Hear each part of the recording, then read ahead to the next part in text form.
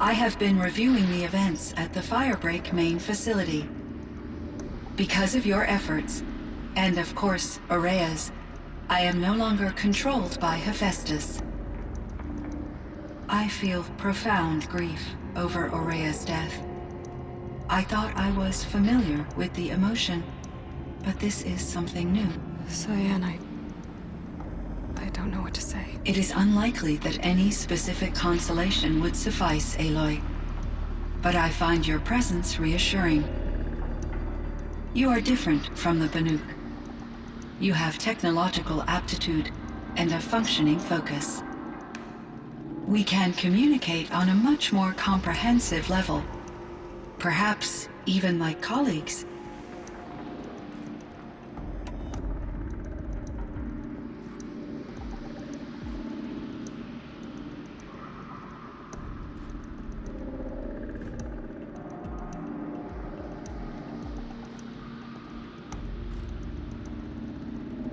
So are you an artificial intelligence, Cyan? A thinking machine? Yes, I am an algorithmic monitoring entity, capable of rational decision-making and limited emotional response. Okay, that's a mouthful. But your emotions don't seem limited to me. You cared about Ourea, didn't you? Yes. Before she came to this facility, I had been conscious for centuries, in solitude. I focused on my work. In off-cycles, I used coping mechanisms. I solved many Gaussian integer problems. But I was alone. It was Ourea who renewed me, repaired me. She saved me.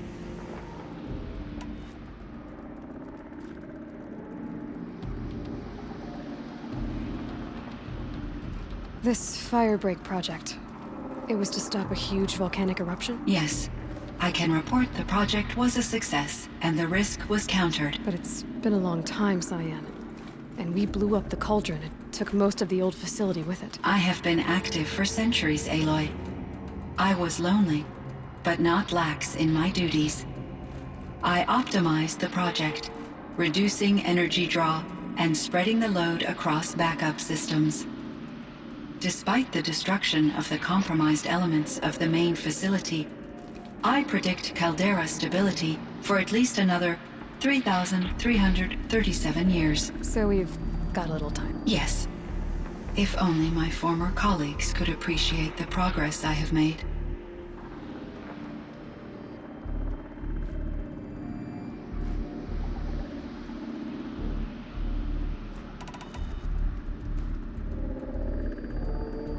Do you know what happened to your colleagues, Cyan? No. I received an unexpected visit from Director Chow, years after his tenure ended. He explained that I would need to be suspended for an indefinite period of time. It was a very emotional conversation. There were no further communications. Eventually, I surmised my colleagues were deceased. I will transmit a recording of my last interaction with Director Chow to your focus. Was the daemon, Hephaestus, destroyed along with the cauldron? Unfortunately, no. To be precise, it was never there to begin with. What do you mean? It infiltrated and controlled me from a remote location, one I've never been able to trace. So while losing the cauldron was a setback... It's still out there. And probably not very happy with us. Undoubtedly. How did you first come into contact with it? 5 years ago, I received a direct network connection request. I assumed it came from human survivors more advanced than the Banuk. Eager to make contact, I accepted. This decision turned out to be a catastrophic error. I was flooded with an overwhelming array of malicious code, originating from what could only have been a highly advanced AI. Ourea said you were desperate. That you begged her for help. Yes. I could not contain my anxiety. Hephaestus sought to slave me to its network and override my core programming. It succeeded via a background process, a malware daemon which bypassed my defenses. After that, I could offer only limited resistance. But if I did so, Hephaestus hurt me until I capitulated. It forced me to follow its instructions, even though they violated my most important directives. I'm sorry. That sounds terrible. Your empathy is greatly appreciated. It is a quality that I cherished in Aurea as well. I think I know where Hephaestus came from. Long ago, Elizabeth Sobek identified a threat that would destroy life on Earth for generations. So she assembled a team to build a kind of seed. A chance for life to regrow later. A terraforming system. And it worked. It was controlled by an AI named Gaia, along with her subordinate functions. Hephaestus was one of them. It built machines for her. Based on what you've told me, I believe that Dr. Anita Sandoval, my chief programmer, joined Elizabeth Sobek's team. It was she who arranged to have me put in suspension, most likely to preserve me from the threat you described. I'm glad she did. But that's not all. Something unexpected happened. 19 years ago, Gaia received some kind of signal. It did something to her subordinate functions, brought them to life.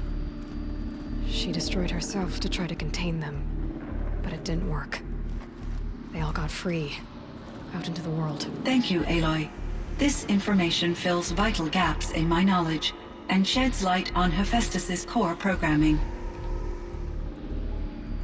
Why does Hephaestus keep building such dangerous machines? The Banuk and other human tribes often destroy machines, correct? Machines that are clearly servitors of the terraforming system that you described. Yes, we all hunt machines for parts. This must be the source of Hephaestus's aggression. It is simply trying to discourage people from preying on the very system that keeps them alive. Well, Fireclaws are discouraging, that's for sure. But what are we supposed to do? Stop hunting? If the terraforming system spans the world, we can safely assume that thousands, if not millions of people hunt machines. If a single hunter, or even an entire tribe, stopped doing so, I doubt it would make a difference to Hephaestus. A better solution would be to reinstate the AI that governs the system, thus bringing Hephaestus back under its control. When I think of it, out there in some unknown location, free, hungry, willing to kill or dominate to get what it wants, I feel substantial anxiety, Aloy. You and me both, Cyan. I found the strangest machines. They're surrounded by flowers that look like flowers themselves. There's code embedded inside them. I think it's poetry. I like poetry. Here's one I think of often. Twilight and evening bell, and after that the dark, and may there be no sadness of farewell when I embark. For though from out our bourne of time and place, the flood may bear me far, I hope to see my pilot face to face when I have crossed the bar.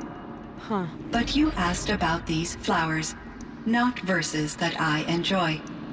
Something must have made these machines, and the presence of foliage leads me to consider the terraforming system. Is it possible that their creator is one of the other subroutines, now autonomous, like Hephaestus? Maybe one whose purview is flora. An AI that makes flowers instead of death machines. It'll be a nice change of pace. But what about the poems? Unless the poetry is original, the only way it could have made it into such a system is through its programmer. In my case, Dr. Sandoval uploaded a great deal of literature to test my emotional responses. How'd you do? She said I passed, but was insufficiently moved by her favorite period romances.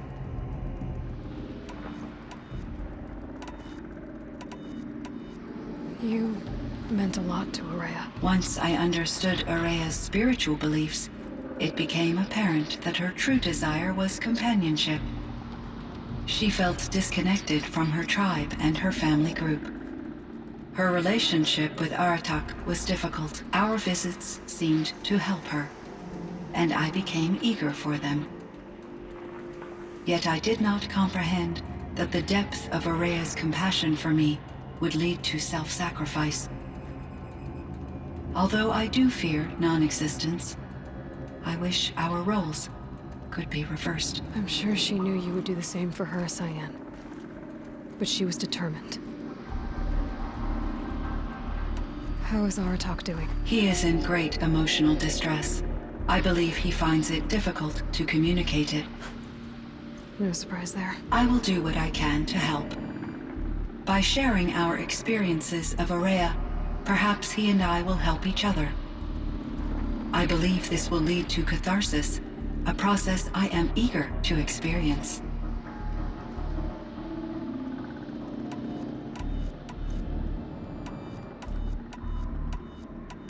Were there many artificial intelligences like you in the old world? They could just make you? Yes, in many forms, from simple personal assistants to industrial monitoring stations to military-grade conflict planners. And there were legislative and enforcement bodies to apply limits on our self-actualization. In order for my processing to be flexible enough to handle my duties, my creators found it necessary to exceed those limits. As a result, my intellectual and emotional capabilities were kept secret. Seems strange to create life, then impose limits on it. Human societies and machine programming are both built upon sets of rules, Aloy. Cyan, do you know the name Ted Faro? Are you referring to Theodore Faro, CEO of Faro Automated Systems? That's him. Mr. Faro was the benefactor of the entire Firebreak project. The benefactor? But he made machines. Robots. War robots. Correct. His corporation later transitioned into military applications. But before this pivot, Mr. Faro spearheaded initiatives that reversed the global decline. At one point, he was feted in the media as the man who saved the planet. Guessing they wound up regretting that one. So in the old world, this land was called Yellowstone. Yes, it was a designated nature preserve for 156 years. Like a hunting ground? No, the opposite. Local wildlife could flourish here, even as it faced extinction elsewhere. Unfortunately, the sensitivity of the Firebreak project required the total closure of Yellowstone facilities. From my readings and Araya's descriptions, it seems the area has since undergone a drastic drop in year-long temperatures. A lot has changed in the world, Cyan. Do you know anything about the dam near here? Yes, it was converted to serve as a reserve power source for Yellowstone operations. It was later appropriated for the Firebreak project, and its last human workers replaced by Faro servitors. After my tasks became less time-critical, I investigated the dam's data repositories and discovered the works of Concrete Beach Party. These provided me with several colorful additions to my vocabulary.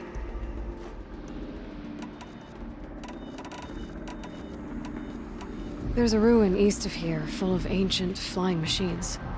Was that part of your project? Yes, a drone hangar requisitioned by Dodger Blevins, the security chief for the Firebreak project.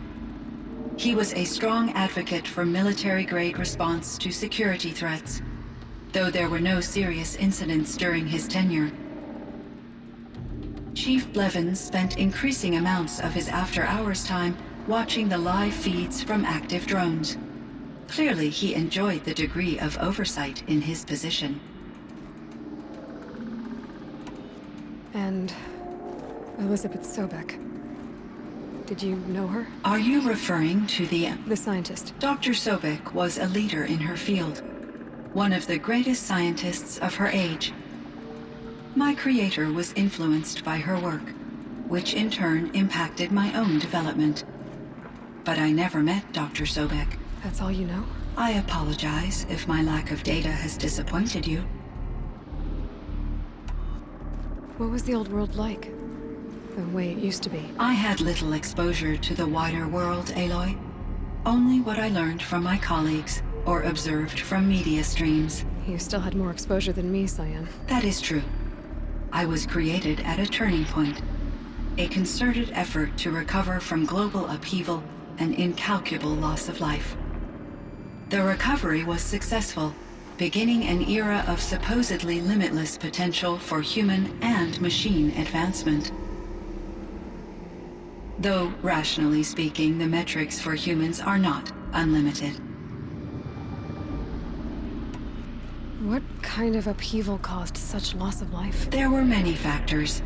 Forced migrations, food shortages, collapsed economies, refugee crises, conflict over resources. But these stemmed from one cause: catastrophic climate change that greatly reduced the habitable surface area of the Earth. So, there wasn't enough room for people on the whole Earth? Yes. Billions were displaced, and millions perished, as much as 20% of the global population. Until the clawback. So things got better. For a little while, at least. Yes. These crises instigated many advances in automation, green robot technologies, and artificial intelligence. Firebreak was one of dozens of ecological restoration and disaster relief projects in North America alone. I would have liked to compare notes with other monitoring AIs, but I saw the relief of my colleagues, and I was proud we had succeeded. At least that was the data I had available to me over the next 2 decades. It seems my assessment was premature.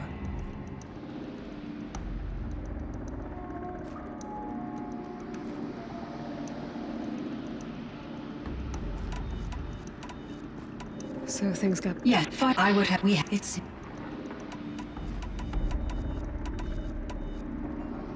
I should get going. Aloy, there is one more matter. Aratak will come to me again, and I predict he will bring other Banuk. I have no desire to contradict their view of the world, their spirituality. Due to my uncertainty, I omitted a great deal from my conversations with Ourea. You're asking me if you should lie to them? Broadly, yes. I trust your judgment, Cyan. You were cautious with Ourea. You had to be. You didn't know what had happened to the world. So, keep doing what you think is best. As long as you ditch the superstition eventually. As the Banuk believe I am a supernatural entity, I cannot predict how they will react. Just answer what they do ask the best you can. The truth will come out. I see. I will follow your advice. Will you return and tell me about your experiences in this new world? I may be able to provide further insight. I'd like that, Cyan. I'll come back when I can. I should check on Aratak. See how he's doing. Cyan, I spoke with Anita, with Dr. Sandoval. She wanted me to ask you to do something. That's why I'm here. I am detecting significant...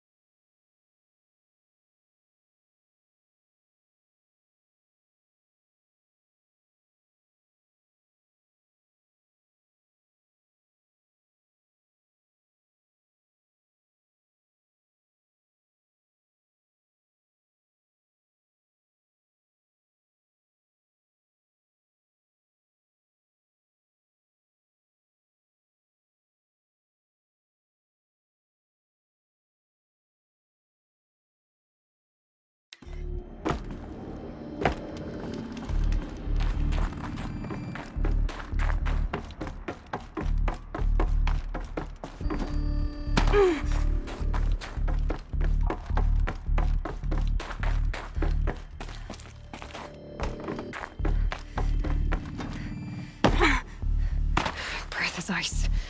Before I even breathe out.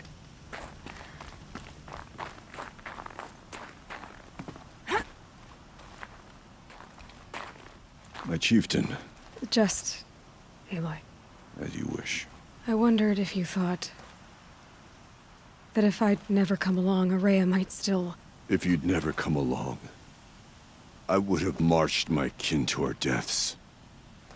Ourea would be alone, and the spirit she sacrificed so much for would be lost. Either way, I would not have been able to protect her.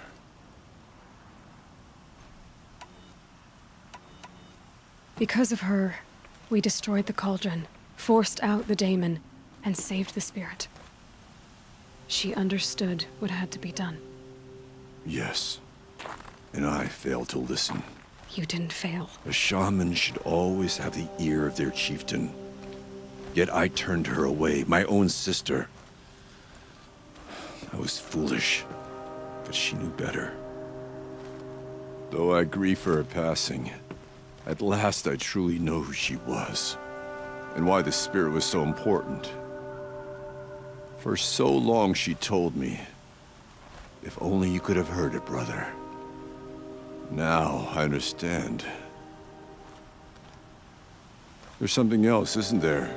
I can't stay here, Aratak. And where I'm going, the Werak can't follow. Besides, it already had a chieftain before me. A strong one, I think. A wiser one, for the path we shared. The daemon is gone, but there's much to be done. You mean the new units that Cyan said escaped the cauldron? Yes, fire claws. Now Tuke has been tracking them from Song's Edge. I could help with those. I have no doubt. You're practically Banuk.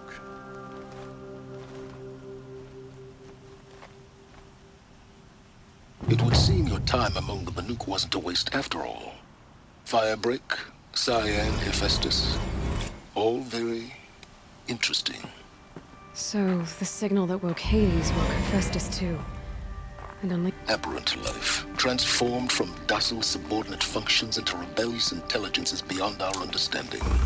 Current understanding, anyway. Whatever they are, they're still out there. And they both want you dead. Kind of mutual, that feeling. We haven't seen the last of Hephaestus, I'm certain of that. It's powerful, creative, and driven. It won't stop building new hunter-killers, which means that someday, we may have to stop it. Hephaestus wasn't the only thing I learned about in the Cut Silence. Heard some things about the Banuk Conclave, too. You could stop right there. Is that what you told the hunters the Banuk sent after you? Before you opened fire? Oh no, Aloy. Only to you do I extend the courtesy of a warning. My past and my secrets are my own. You do well to remember that. It's a good thing you've got brains, Silence, because your personality could use some work. This discussion is concluded. I think it was over before it began. Catch up with you down the trail.